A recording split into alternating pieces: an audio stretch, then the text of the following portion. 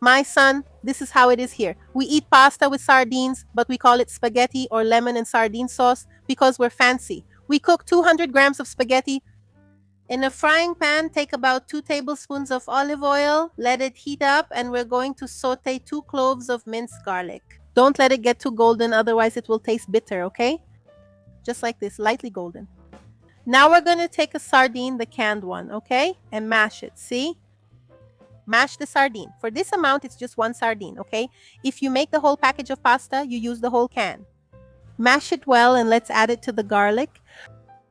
Let's add 50 ml of lemon juice and some lemon zest. Guys, this citrus flavor together with the sardines goes so well, you're going to love it. Now let's add a ladle of the pasta cooking water. This is a really good trick because this water contains starch and makes it kind of saucy, see? Because it thickens.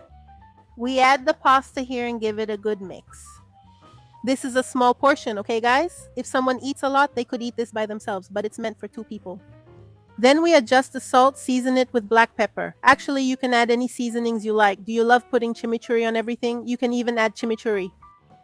Look, chopped seedless tomatoes, which bring freshness to this recipe.